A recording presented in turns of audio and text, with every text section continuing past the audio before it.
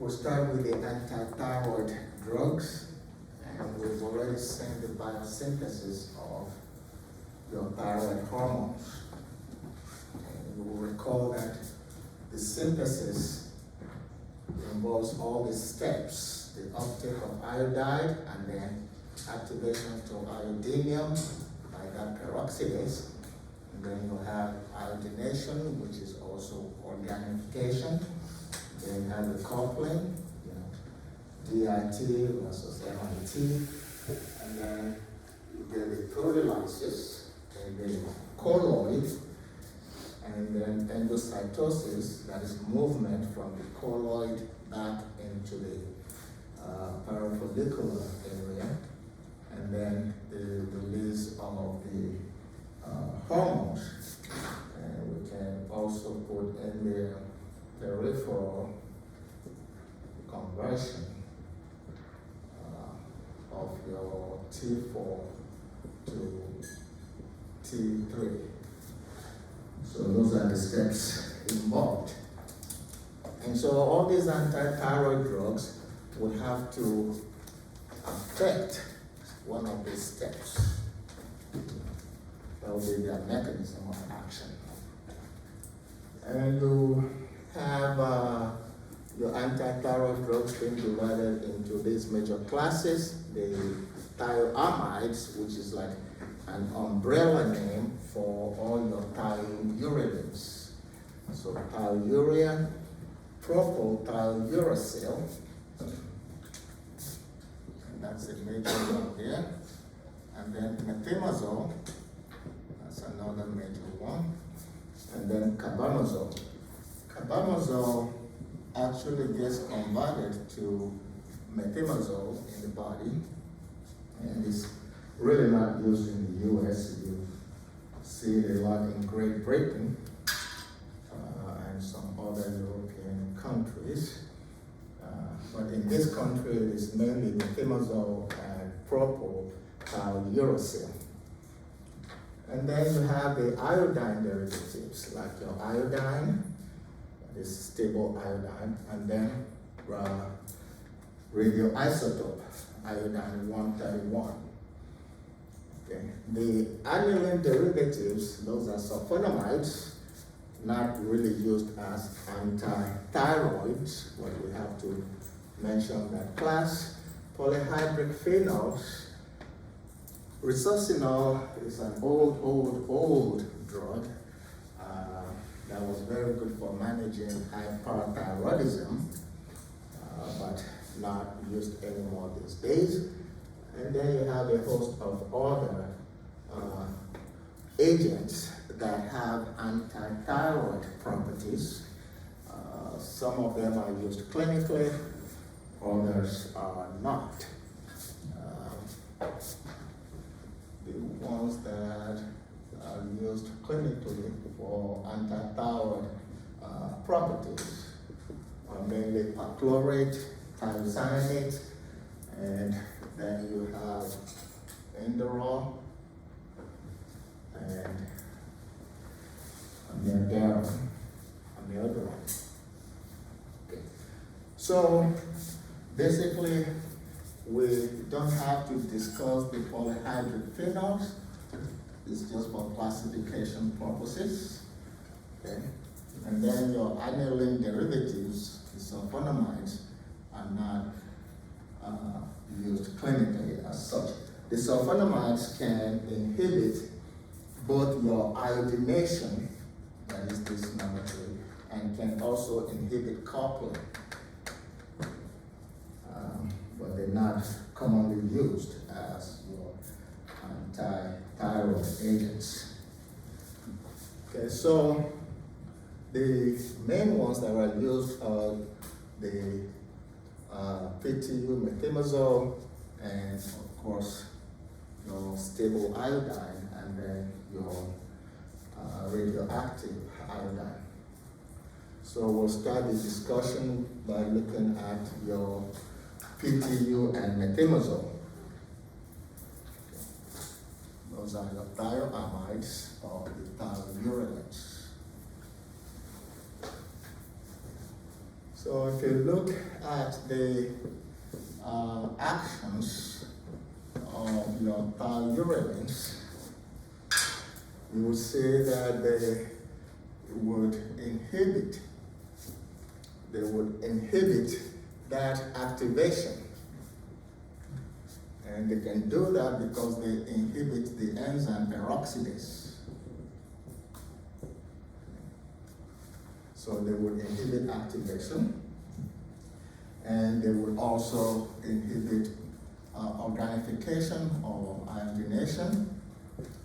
And we have mentioned that that same peroxidase is involved in coupling. Okay, so they will also inhibit coupling. PTU in particular can also inhibit the peripheral conversion of your T4 to T3, right there. No other thiourean does that. It's only propylthiouracil. And that is the reason why it is the drug of choice for managing what is called thyroid storm. Thyroid storm is always considered an emergency because it's a life-threatening situation. That's when you have just torrents of your thyroid hormones being released. And the manifestations or what the patient can experience would include fever, agitation, those can be present, tachycardia. Okay, they will feel that, and then they can become confused, and they may slip into a coma, and then death can result. So it is a dangerous situation, and it's always managed as an emergency. And the drug that is preferred for managing thyroid storm is that propylthiouracil. How do you get thyroid storm, or what causes it? Anytime you are under severe pressure, or if you have extreme stress, you can actually get thyroid storm. So if we look at the etiology or causes of thyroid storm, it can just be any stressful situation. So severe stress. If a patient has a severe cardiac problem, the vascular system, you can see it here. If a patient is undergoing treatment with radioactive iodine, iodine 131, you can also get thyroid storm. A patient that has diabetic ketoacidosis will be prone to your thyroid storm. Certain severe infections that are systemic can also be the cause of your thyroid storm. Surgery. Surgery is always considered a stressful situation, especially when it's a major surgery that can lead to that thyroid storm. And labor. Labor is considered to be stressful and may produce thyroid storm. That's American spelling. If you are in Britain, you will put a U here, L-A-B-O-U-R. That's the English spelling. Anyway. So those are the possible etiologies of thyroid storm, and you see the manifestations there. And if you want to choose a drug, it will be PTU for the management of thyroid storm. So that's one of its indications. Okay. So other actions, your Thyroid can have anti-vitamin K activity. And so they will interact with your oral anticoagulants. Okay, so anti-vitamin K, because you have those vitamin K dependent coagulation factors, and your thyroid can decrease the formation of those vitamin K dependent coagulation factors.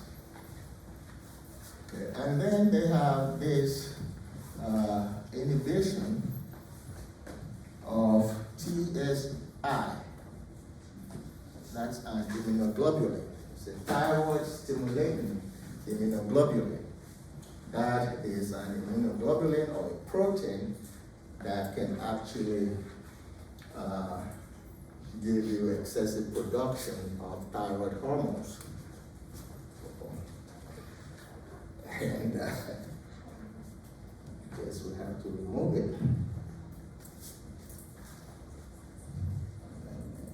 Another one.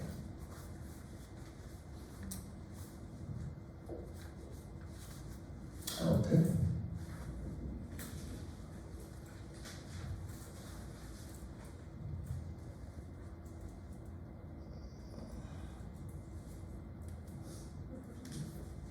Okay. So those are the actions of your thioureans or your thioamides. The admin,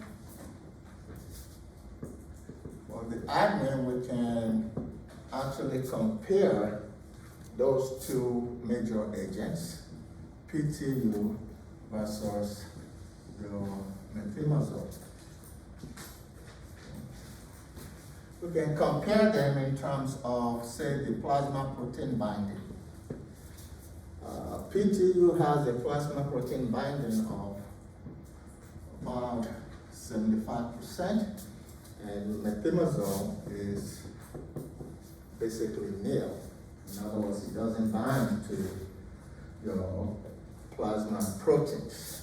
We can compare them in terms of the half-life. The half-life for PTU is 75 minutes. For methimazole is about 4 to 6 hours. Okay. We can compare them in terms of duration of action, just to see which one is long-acting or short-acting. Your PTU is believed to be a short-acting agent compared to methimazole, which is slightly longer, so it's considered to be a long-acting agent. Frequency of administration. PTU is usually given at a dosage of about 100 milligrams POTID, but the frequency can range from just once a day to 4 times a day. Okay, so the usual dosage is about 100 milligrams POTID. Methimazole, the usual dosage is in the range of 10 to 25 milligrams, and that's given once a day.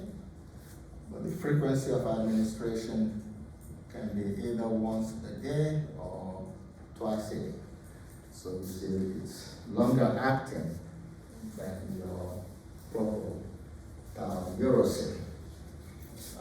In terms of the distribution,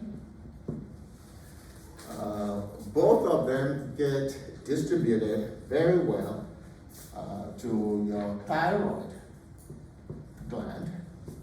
So they both get distributed to the thyroid gland and can be concentrated there. The PTU's distribution to the breast milk, for instance, or to the breast, is low. Okay. So you have low distribution to the mammary glands, and you also have low distribution to the placenta. Okay. That will be low, but for methimazole, it will be high for both breast and placenta. And that is why if a patient has thyrotoxicosis of pregnancy, whenever you say thyrotoxicosis, it simply means hyperthyroidism. Okay. So thyrotoxicosis of pregnancy, the drug you will pick, which is actually the drug of choice, will be your propylthiouracil.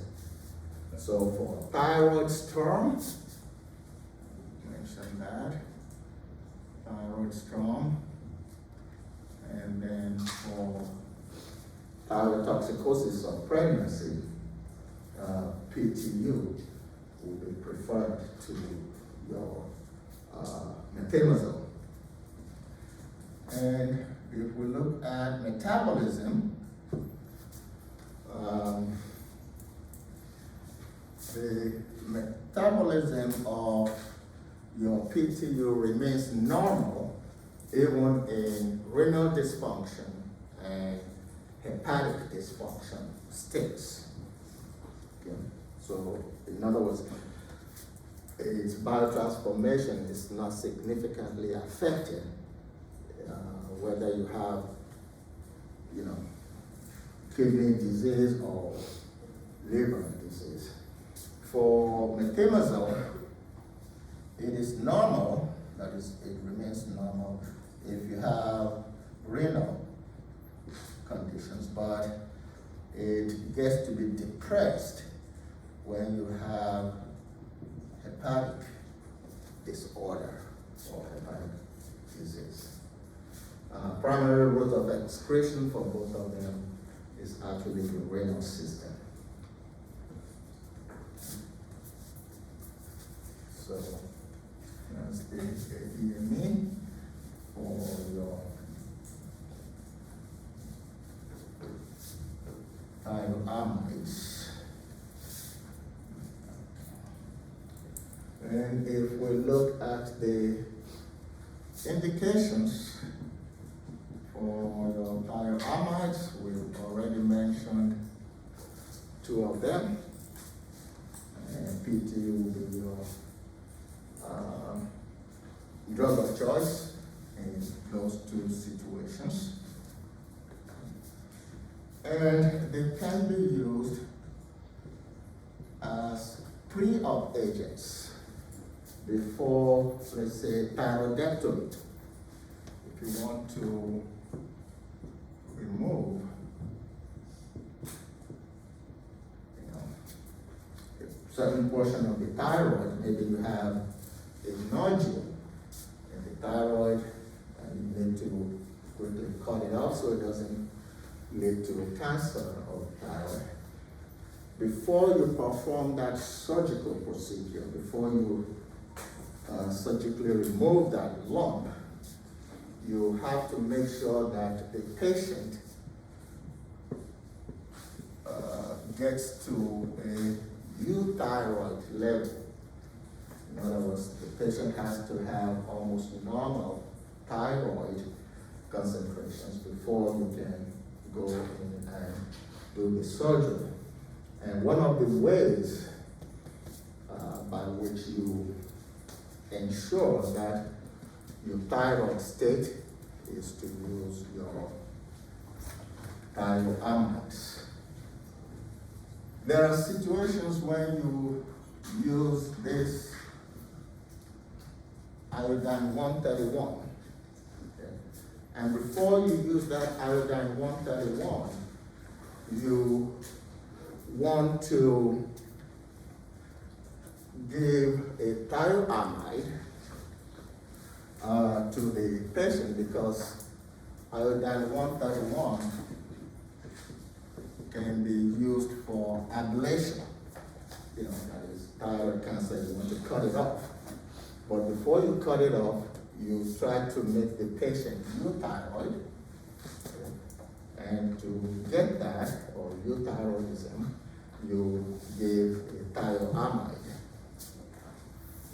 Now, your PTU will actually decrease the effectiveness of your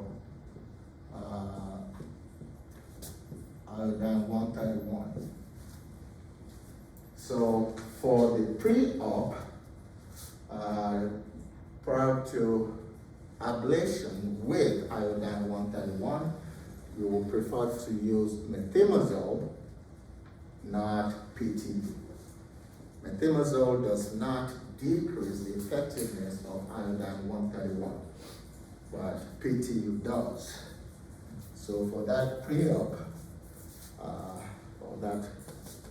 for the ablation, if you're using iodine 131, you would prefer to use methimazole as opposed to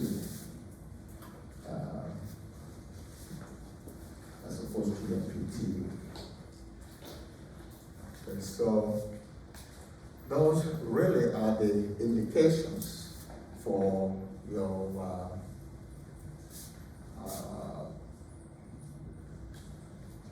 thioamides, and I would just say other hyperthyroidic states, other hyperthyroidic conditions. And we'll see some of those hyperthyroidic states as we go through your antithyroid drugs.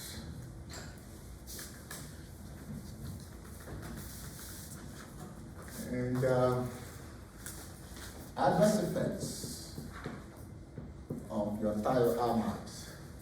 Whenever you hear of a thioamide or thioureline being used, the very first adverse effect that should come to mind is agranulocytosis.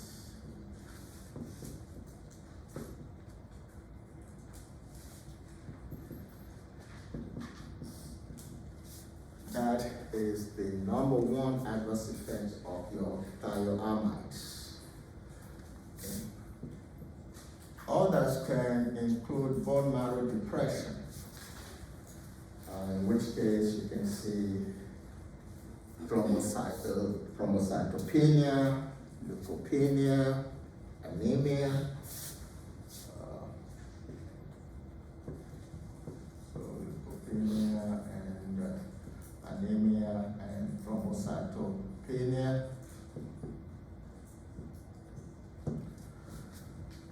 So all of those can be adverse effects of your thioamides. Okay. Goiter. So the swelling of that thyroid gland can be an adverse effect there.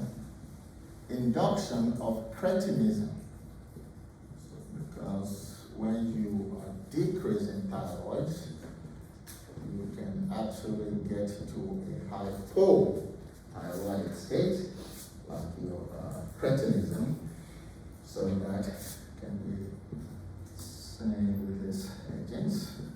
Hepatotoxicity, that's another major one. Hepatotoxicity is an adverse effect of your thioamides, and we have already discussed what the manifestations of hepatotoxicity can be.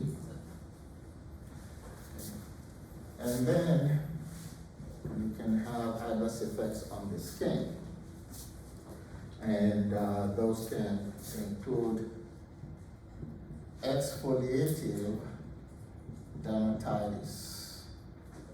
Exfoliative dermatitis. You can see a lupus-like syndrome develop when you use a thioamide. Okay. And of course, just your regular rash, as well as pruritus. So all of those can be dermatologic adverse effects of your thyroiditis. Okay. So if a patient is on thyroid and they complain of sore throat, and they complain of fever,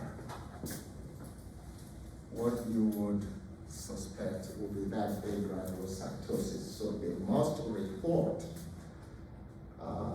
any sore throat or fever during therapy with thyroid, and that's part of your counseling to them. And so you see two things that you have to monitor during therapy with thyroiditis.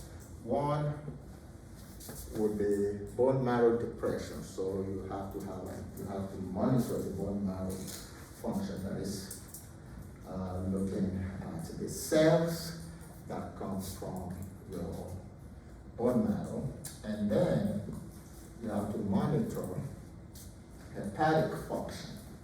So you have to monitor the enzymes. You know, your AST and ALT would have to be monitored to make sure the liver is still functioning if you're using a thyroid. Okay.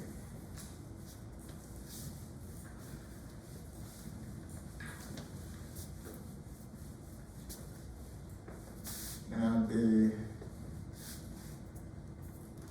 iodine derivatives, so we'll start off with your iodide.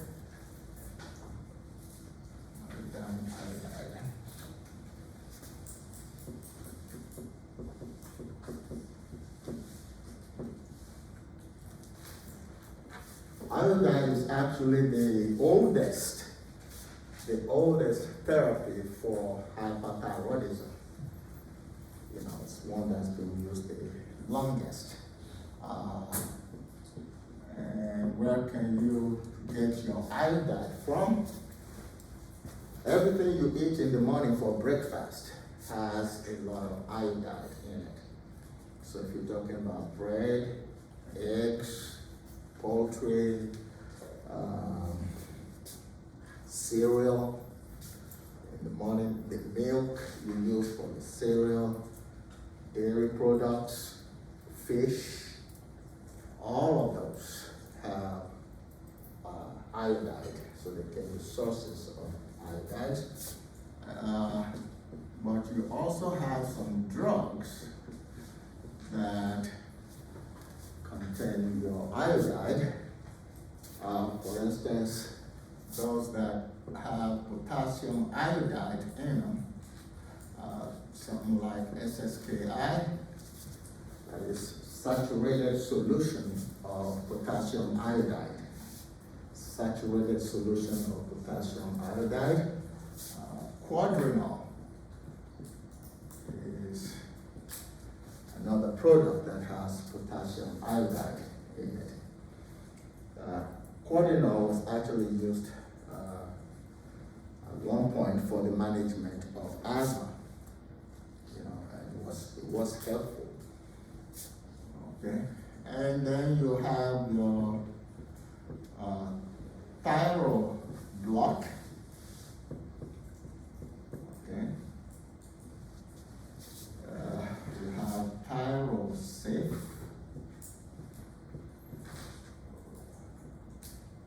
Which also contains potassium iodide. Iosat is another product that contains potassium iodide.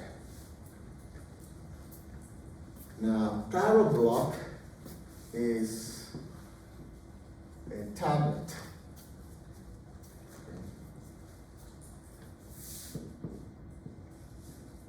But it is not thyroid tab. Actually, thyroid tab is the opposite of your thyroid block. Thyroid tab actually contains levothyroxine. Okay, so thyroid block is a tablet, but it is not thyroid tab. Thyroid tab is your T4. It's levothyroxine, which is basically like the opposite, because this is anti-thyroid agent. Okay, so you have those ones. Calcidrin. Calcidrin is calcium iodide. Okay, so it also has iodide in it. And of course you have your amiodarone, which also contains your iodide. Amiodarone is actually a funny drug because it can give you both hyper and hypothyroidism. It does both. You know, it gives you both up and low, that is hyperthyroidism and hypothyroidism. Okay, and you have a drug called iopane, which is actually sodium iodide, and that one is given by IV. It's a 20% preparation that you administer parenterally. Okay, so those are some examples of drugs that contain iodide. Your contrast media. That is when you want to do X-ray, you know, you have to inject a contrast medium. Those contrast media usually contain iodine.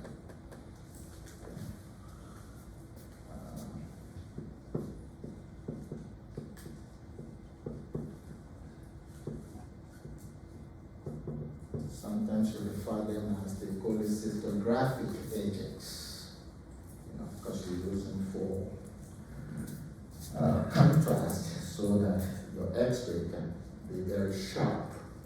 But they contain iodine and can affect your thyroid gland. Okay. So those are some examples that we can look to here.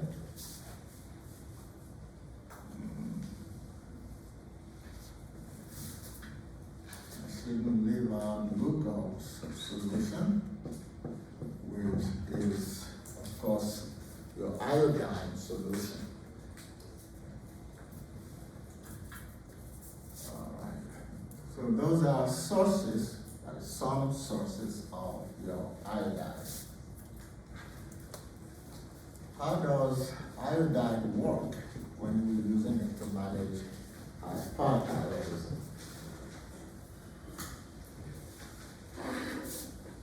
There is a condition or phenomenon that is called Wolff-Chaikoff phenomenon. That is a mechanism by which the body tries to prevent too much production of thyroid hormones when you have a high level of iodide coming into the thyroid gland. Okay.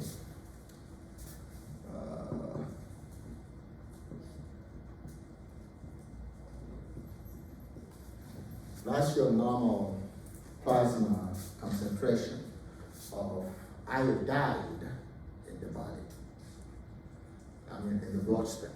If you look at the thyroid gland, the concentration of iodide in the thyroid gland is actually about 20 to 100 times that value. So your iodide is primarily concentrated in the thyroid gland.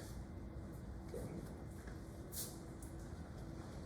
So if you are bringing in or if you're ingesting a lot of iodide, you'll be increasing the concentration of iodide in your gland, that is in the thyroid gland. And when that happens, when you have too much iodide in the thyroid gland, the body, that is your thyroid gland, you will see a drop in the production of all your thyroid hormones, T1, T2, T3, and T4. So basically the thyroid gland will shut down. You know, it will say, I have too much thyroid hormones.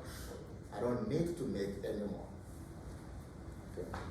That phenomenon is what is called the Wolff-Chaikoff, or WC phenomenon. Excessive concentration of iodide in the thyroid gland will result in a shutdown or inhibition or depression of thyroid hormone production. Okay. And then as time goes on, when the level is getting down to normal, the body will then tell the NIS, that is the sodium iodide symporter, the transporter that brings iodide from the bloodstream into the thyroid gland. It's called the NIS, sodium iodide symporter. So the body will then tell the NIS to slow down, and that decrease in NIS function will lead to a decrease in iodide influx into the thyroid gland, and then you will have the resumption of normal production of your thyroid hormone. And that system is referred to as the escape from the Wolff-Chaikoff phenomenon. Okay. So the body will decrease NIS function, that is sodium iodide symporter, so you get less iodide being transported into the thyroid gland. And if you have less iodide, you will get a decrease.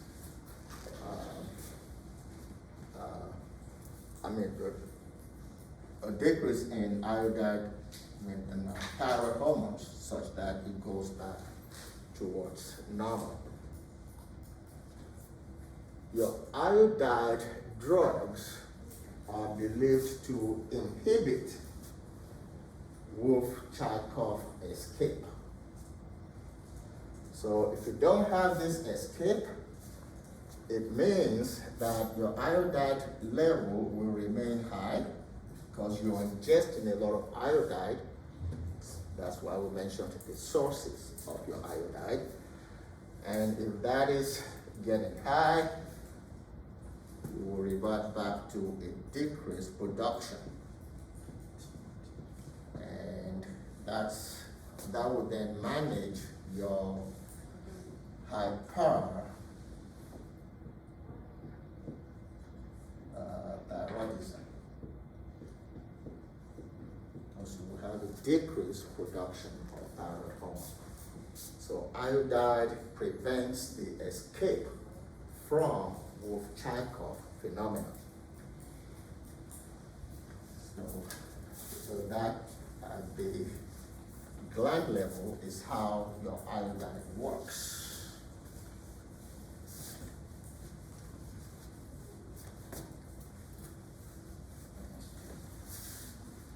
So the effects you will see will be an inhibition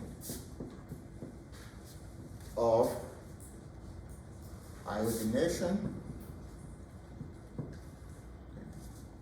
and you will see an inhibition of release of your thyroid hormones, and you would also see an inhibition of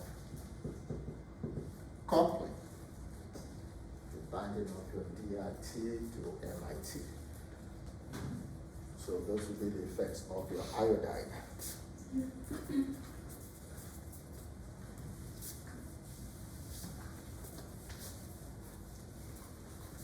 The indications for iodide, here we're talking about.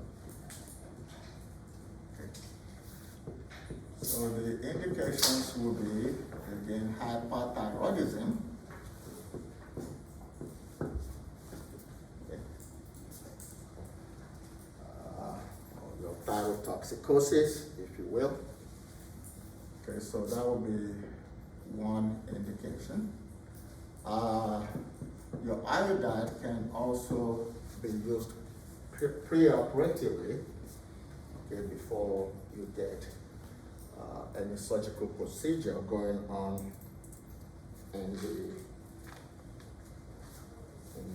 thyroid gland.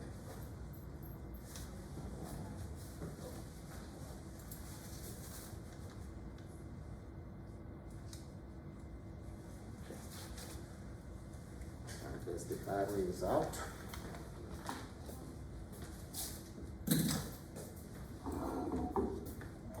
Okay. So the iodide can also be used to manage cretinism. And what type of cretinism would that be?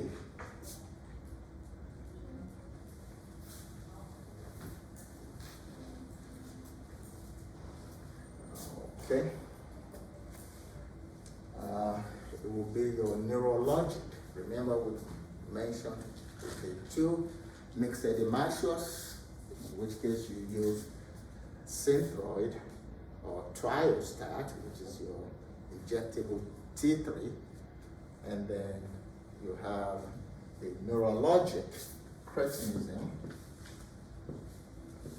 and that is the one that leads to deafness and numbness. Okay. So in that situation, you give an iodide salt so that it can be used to manage that cretinism.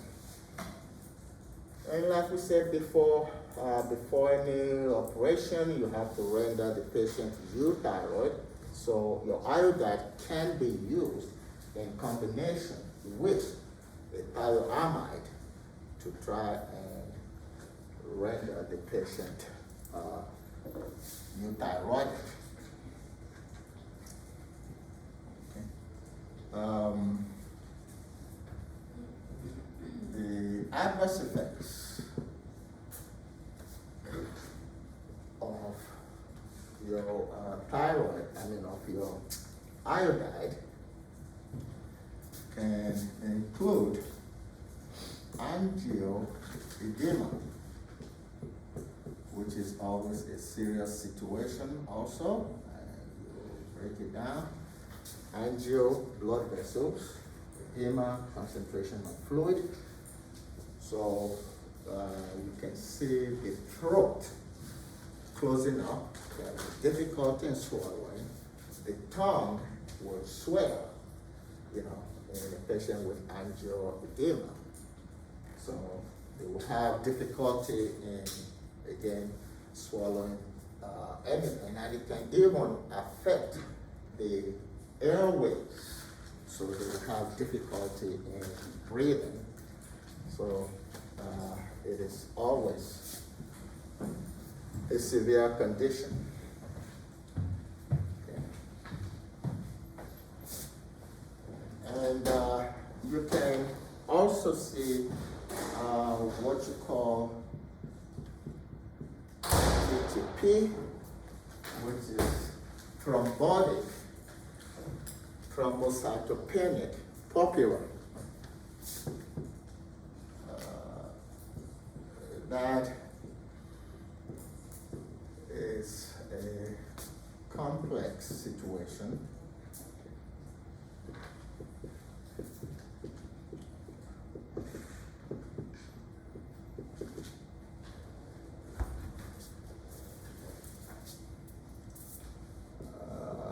Because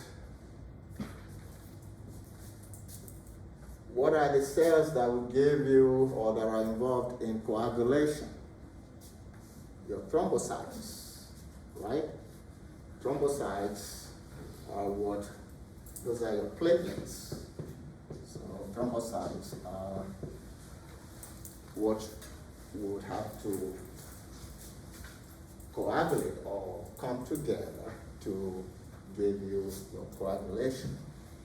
So if you have thrombotic, if you say thrombotic, then you're referring to a blood clot.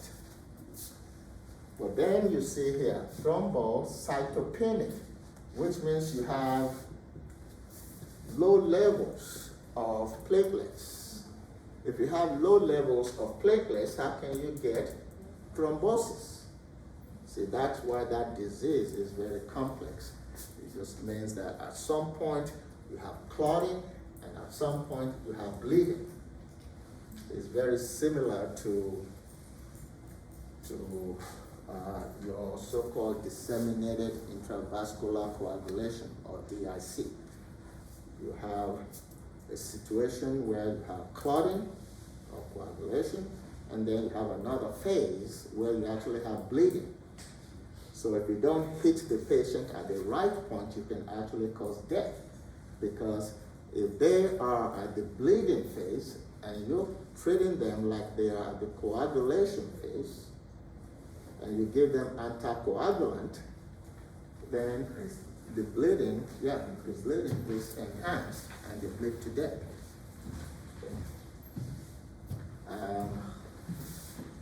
DIC was seen in a lot of your COVID-19 patients at some point. So anyway, that is a complex situation, that thrombotic thrombocytopenic popular. And it is believed now to be actually a manifestation of hypersensitivity to iodine. Okay. And then 3, you can have a hypersensitivity situation that is actually manifested as serum sickness. Serum sickness. I don't know if you did that in a previous class, but you have 4 major types of hypersensitivity. Hypersensitivity type 3 is actually serum sickness. Okay. So that's another manifestation there. And then you have a condition that is called iodism. Okay. Iodism is a collection, it's actually a syndrome, so it's a collection of signs and symptoms that would present as an adverse effect of the drug.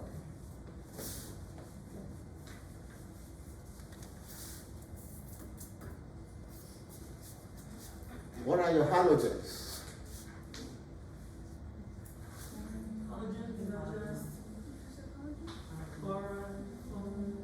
Okay. Exactly. How about that? Exactly. So iodism is actually like brominism. Its symptoms are practically the same. Okay. So if you're given a lot of iodide, you can get that iodism, which would look like brominism. And the manifestations would be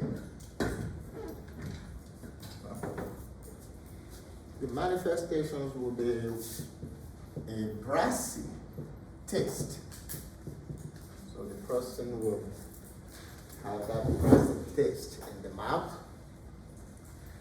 and they would experience this sensation in the mouth that can actually lead to what they will perceive as pain in the gums, as well as the teeth. That burning sensation can also occur in the throat. Okay. So they will have problems eating or swallowing. So the burning sensation can also occur in the eyes, and then you can see an inflammation of the eyelids in those individuals. The pulmonary system will be affected. You can see productive cough, not dry cough, but productive cough in these individuals that are experiencing iodism. We have sneezing, so sneezing, coughing, coryza, which actually stems from an inflammation of the pulmonary system, can be seen there. You have a lot of acne on the skin, seborrhea can also be a manifestation of your iodism. So it's a collection of symptoms that will give you that syndrome called iodism. Get that with your iodide therapy.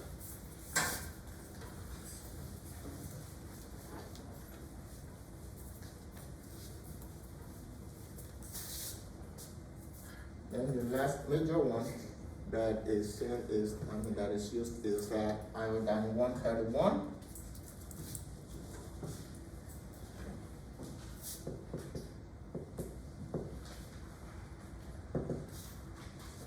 The stable iodine is iodine 127. So plus or minus 4 is unstable. Okay. 127 plus 4 gives you 131. That's unstable. 127 minus 4 will give you 123. Okay. And that will be unstable. So iodine 127 is the stable isotope of your iodide. And the one that is used is iodine 131, and it's an agent that can release beta particles. And of course, it can also emit gamma rays. And it's long acting. The half-life is about 8 days. Okay. Iodine 123, that also emits gamma rays, but no beta particles. So the destructive portion is actually the beta particles. So when you give iodine 131, it will be picked up, of course, by the thyroid gland to a very large extent. And the iodine 131 will go into the colloid after it has bound to your iodo amino acids. So that will remain in the colloid, and then from the colloid, a little bit will be released at a time. So you have a lot of beta particles coming out. Okay. If you use a trace amount that is tiny amount of iodine 131, that's no problem. That's absolutely beneficial. But if you use a large dose, then it can lead to pyknosis and some necrosis and fibrosis of the gland. Pyknosis just refers to the nucleus. Okay. The good thing about iodine 131 is it only affects the parenchyma cells of the gland. It does not destroy surrounding tissues. It does not destroy connective tissues. It's only the parenchyma cells that it destroys. And that's why it is really very safe. It's a very safe agent. Okay. So the destructive effect will be produced by your beta particles. If you look at the indications for iodine 131, you can use it for ablation of thyroid cancer. Okay, that is to cut it off.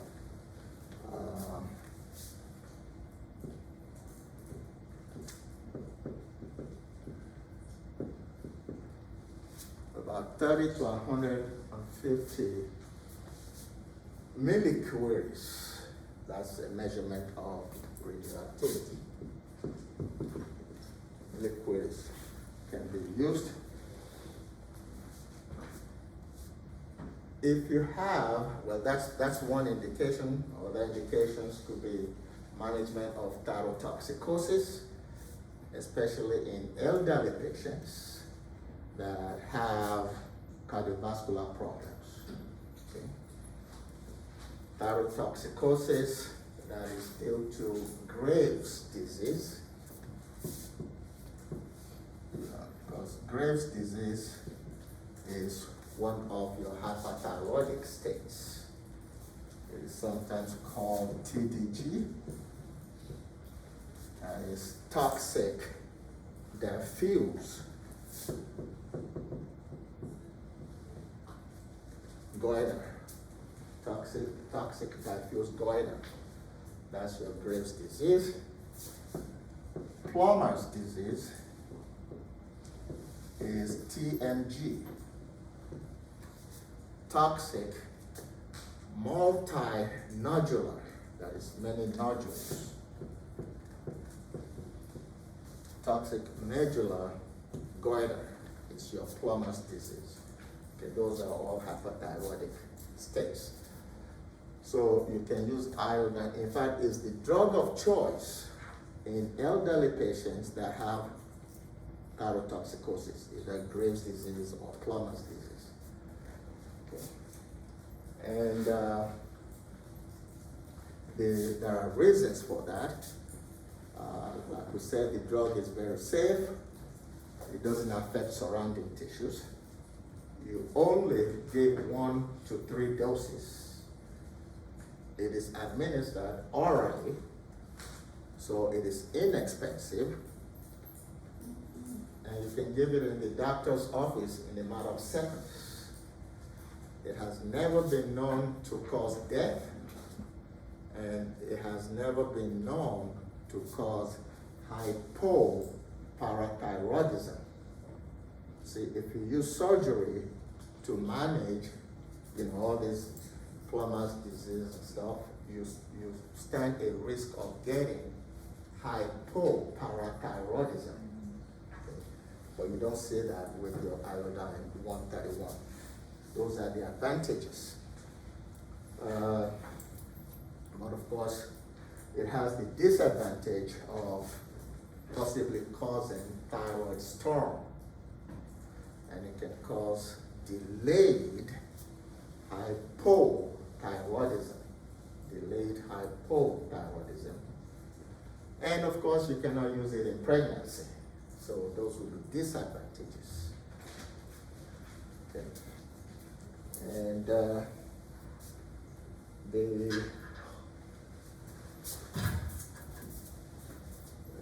other indication, or the last one, would the diagnostic purposes.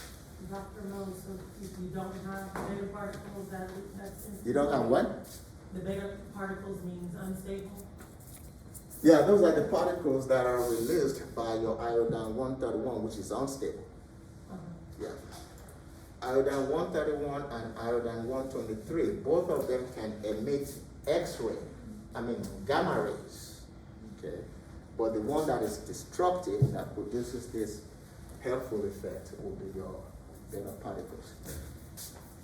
If you have a nuclear plant accident, okay, what is exposed or what is thrown into the air will be, of course, a lot of radioisotopes.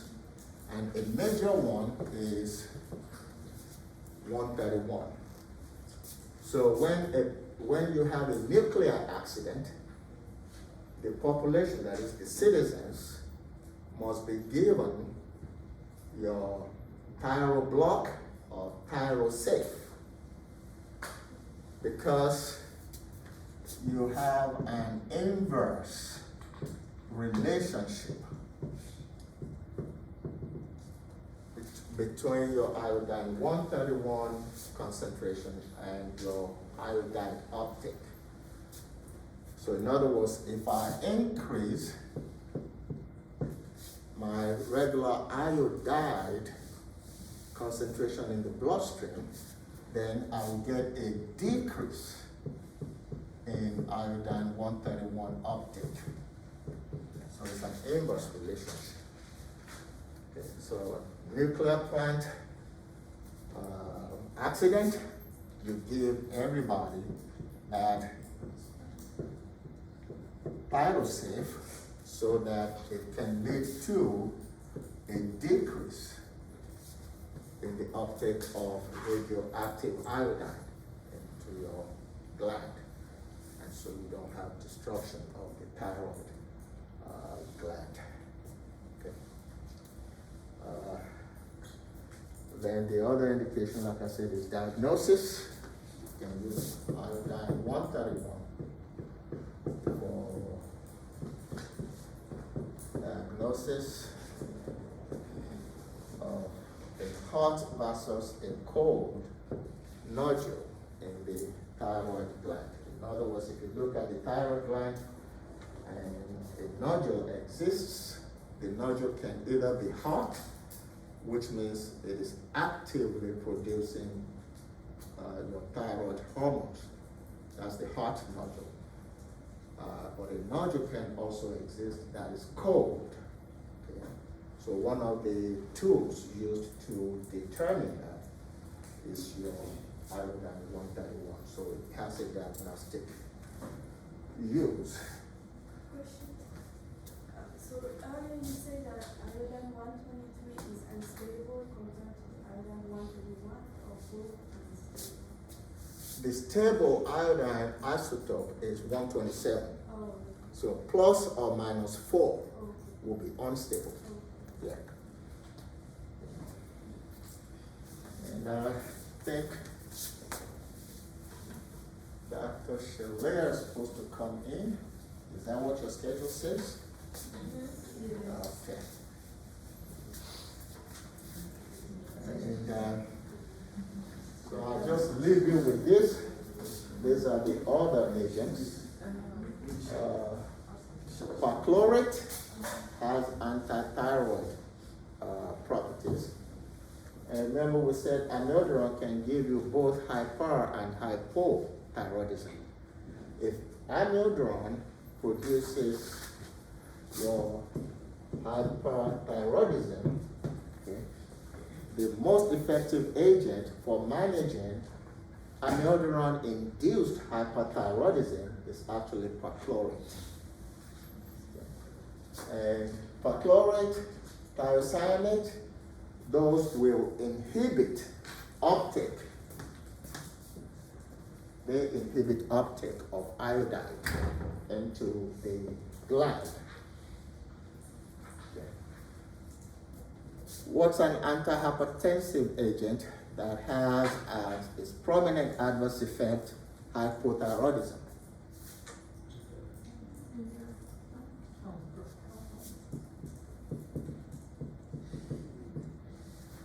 nitroprusside. If you give even only one dose of nitride or nitroprusside, you can see signs and symptoms of hypothyroidism. The reason is because nitride is metabolized to thiocyanate. And so you will see an inhibition of uptake of iodide, which will then lead to a decrease in the formation of your thyroid hormones. Lithium carbonate, that is an agent that inhibits release. Right there. So lithium carbonate, that's how it works as an anti-thyroid agent. Enderol, amiodarone, we mentioned those last time. Those would inhibit peripheral conversion of your T4 to T3.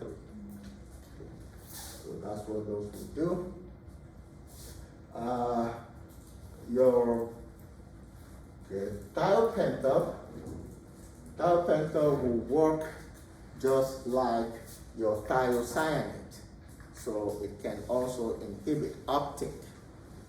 That's your thiopental. Okay. Your oral hypoglycemic agents. I think I'll put that in there. Like your sulfonylureas. Sulfonylureas can also have anti-thyroid properties. And what they do will be to inhibit iodination and coupling. So that you can inhibit these two, iodination and coupling, your sulfonylureas. Aminoglutamide inhibits iodination.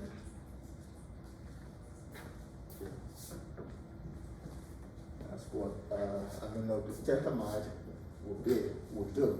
And dimethyl is like a chelating agent. That's the drug that you can use for managing too much copper in the blood stream.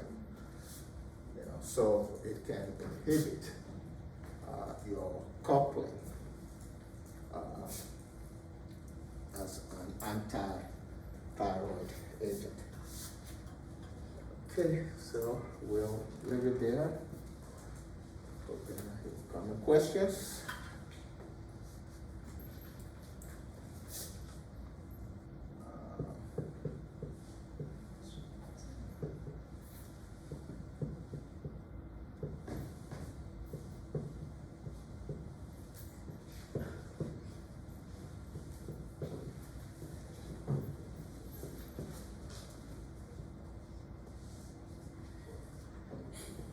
These are just some examples of hyperthyroidic states.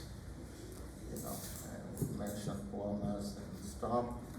George Basidol is when you see a transient increase in your thyroid level, thyroid hormones level, in a patient that has a non-toxic goiter.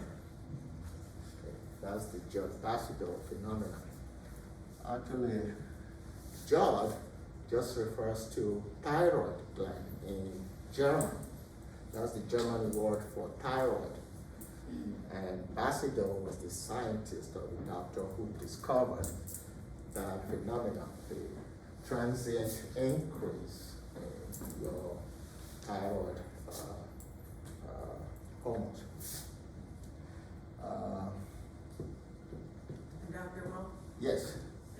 So next week, will you start in the topic or we will continue with the thyroid? Next week we start with estrogens. Okay, so is it possible for us to get the AOCs for this section before you start the next one? No, it's not possible. No? We don't give AOCs out until we know exactly how much we've covered close to the exam. Because if I give an AOC out just for thyroid and you have 7 items, and then we get to estrogens, progestins, and then you have another 12, 15 items, that burdens, it puts a lot of burden on you.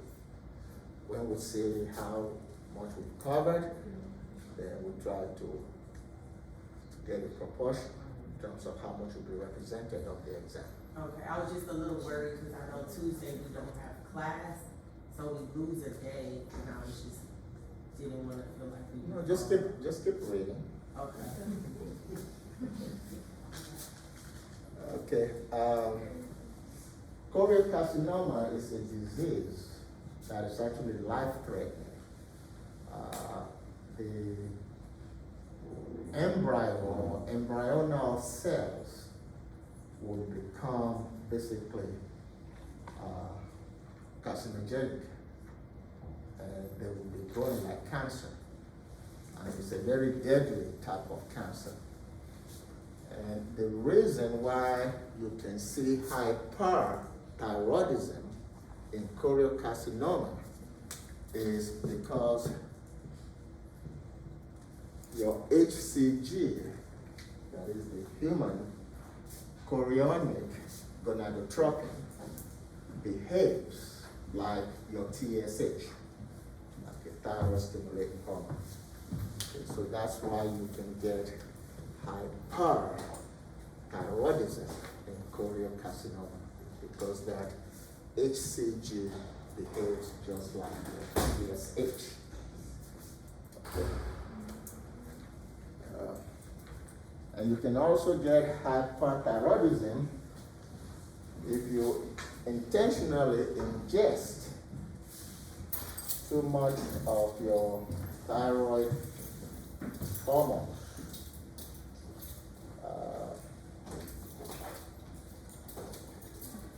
Okay, that's called advantage here. So you can wait for Dr. Shalia. Let's see. Okay, any question? Yeah, but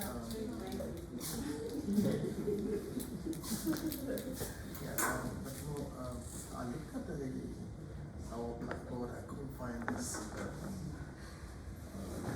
Maybe this. Yeah, this handout on the